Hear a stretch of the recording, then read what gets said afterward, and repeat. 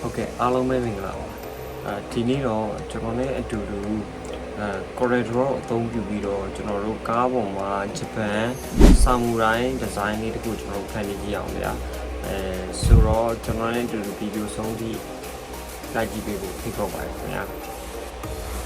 ပထမဦးဆုံးကျွန်တော်တို့ဒီဆွဲမဲ့ကားဖို့ကျွန်တော်တို့ယူထားရပေါ့နော်ပြီးသွားရင်ကျွန်တော်ဆာမူရိုင်းဒီဇိုင်းဆွဲချင်တာဖြစ်တဲ့အတွက်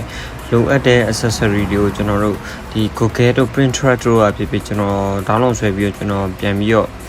န်ဆွဲထားရပါဗျာဆိုတော့ပထမဆုံးကျွန်တော်ကဒီဆာမူရိုင်းကိုကျွန်တော်က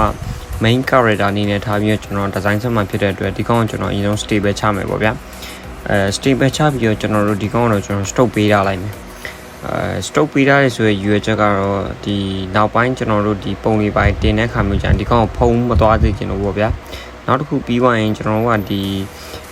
နေပုံစံအနေထားရှိတဲ့ဒီဟာလေးကိုကျွန်တော်ထည့်ကျင်တယ်ပေါ့ဗျာဆိုတော့ဒီအရာလေးသုံးမယ် stroke ပေးထားတာဖြစ်တဲ့အတွက်ကျွန်တော်ဒီအောက်ခံကအနီးကဒီခါကိုမသုံးရဘူးပေါ့ဗျာဆိုတော့ဒီ stroke တာမပေးတိုင်းအခုလိုကြီးဖြစ်နေလိမ့်မယ်နောက်တစ်ခုကကျတော့ကျွန်တော်ကဒီတောင်တန်းပုံလေးလိုချင်တာဖြစ်တဲ့အတွက်တောင်တန်းလေးတွေကိုကျွန်တော်ထည့်လိုက်မယ်။ဒီ side adjustment ကိုတော့ကောက်ကိုချိန်ကြည့်ရမှာဖြစ်ပါတယ်။ချိန်ပြီးတော့ရင်ကျွန်တော်ကဒီ cloud ပုံစံမျိုးဒီတိတ်နီလိုမျိုးကိုကျွန်တော်ဒီဂျမတ်ဒီဇိုင်းပုံစံမျိုးလေးတွေကျွန်တော်ယူထားတာဖြစ်တဲ့အတွက်ဒီကောင်လေးကိုကျွန်တော်ဒီနောက်မှာလေး background နေနဲ့ကျွန်တော်ထည့်လိုက်မယ်ဗျာ။ဒီပုံစံလေးတွေကတော့ပြန်ပြီးတော့ကျွန်တော်တို့နည်းနည်းချိန်ညှိဖို့တော့လုပ်မယ်ပေါ့နော်။ဒီ cloud ပုံစံမျိုးလေးကျွန်တော်နည်းနည်းလေး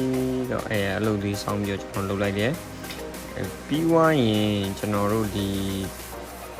တကားလက်ကိုင်းနေပါညာရင်းနဲ့ကျွန်တော်တို့ installation ပြန်လုပ်တဲ့အခါမှာအခက်အခဲမရှိအောင်လည်းတေချာချိန်ရတယ်ပေါ့နောက်တစ်ခုကတော့ဒီ